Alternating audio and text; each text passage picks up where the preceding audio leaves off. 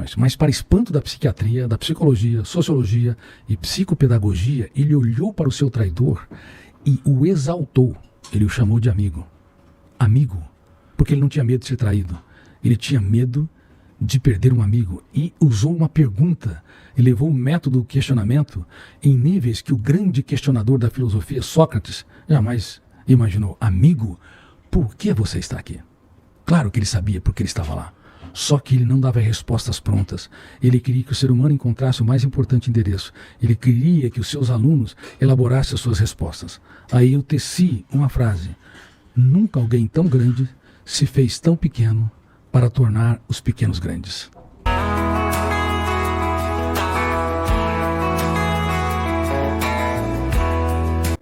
E o ser humano precisa de esperança.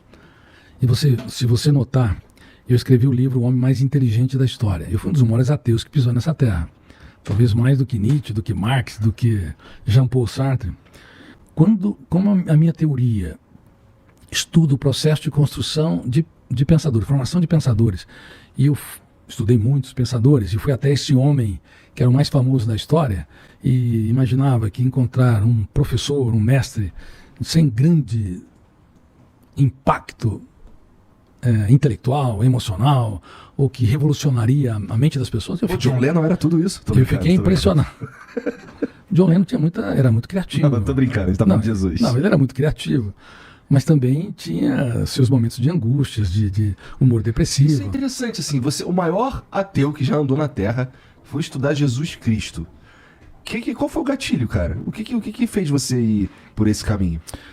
Como eu disse, eu estudo o processo de formação de pensadores. Como é que Einstein, com 26 anos de idade, 27 anos, abriu o leque da sua mente para produzir uma teoria fora dos muros de uma universidade, numa firma de patentes, sem nenhum glamour intelectual? Isso é um objeto Entendeu? muito interessante de Como estudar. é que é? Ele não tinha nenhum orientador, professor, doutor, um jovem que era tímido, que não deu certo como aluno, que tentou se colocar numa universidade e foi preterido como professor, não era eloquente, e que tinha uma emocionalidade com viés depressivo.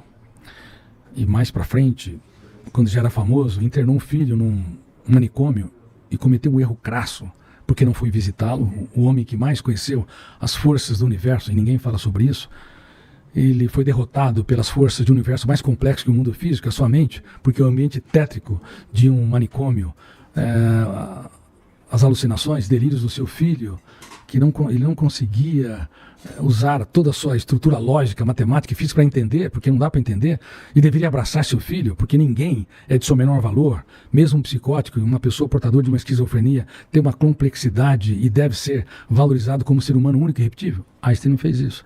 Então, enfim, eu estudei a mente de pessoas que conseguiram libertar o seu imaginário e eram seres humanos e falharam dramaticamente. Por um lado, também Freud viveu esse drama entre a intelectualidade e baniu da família psicanalítica quem pensava contrariamente suas ideias, como Jung, Adler, por exemplo. Mas eu fui até esse homem, Jesus Cristo, e fui estudá-lo. E fiquei perplexo, porque como pode, no exato momento em que Judas Iscariotes o beija, era para detonar o primeiro fenômeno, o gatilho da memória, abrir uma janela traumática ou killer.